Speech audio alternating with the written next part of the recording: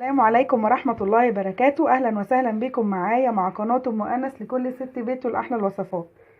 هنعمل مع بعض دلوقتي طريقة الطحينة اللي بتتعمل في المحلات بتاعة الفراخ المشوية والسمك المشوي.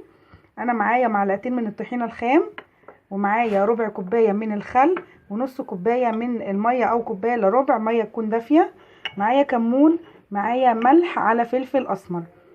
انا دلوقتي هحط كل المكونات دي.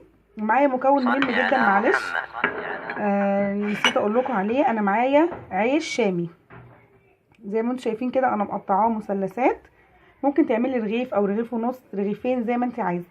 انا مقطعه دلوقتي رغيف.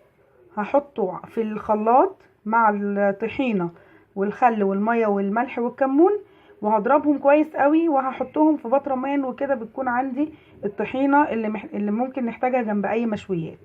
انا دلوقتي هحط المكونات في الخلاط واضربهم كويس جدا.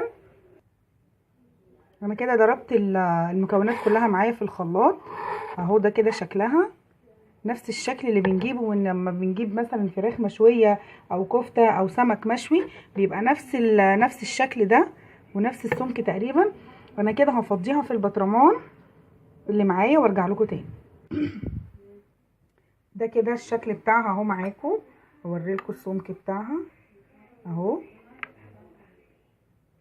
بالشكل ده. بصوا كده يا جماعه، دي كده الطحينه اللي احنا بنشتريها من بره.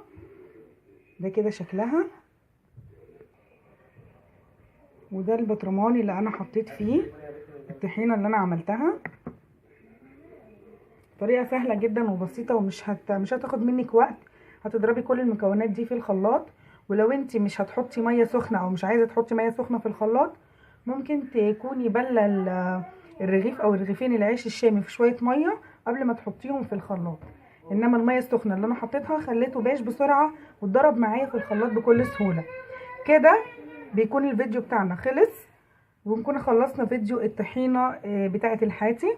ويا رب الفيديو يكون عجبكم واستفدتوا منه، ولو عجبكم ما تنسوش اللايك والتعليق والاشتراك وتفعلوا لي الجرس. وشكرا ليكم، والسلام عليكم ورحمه الله وبركاته.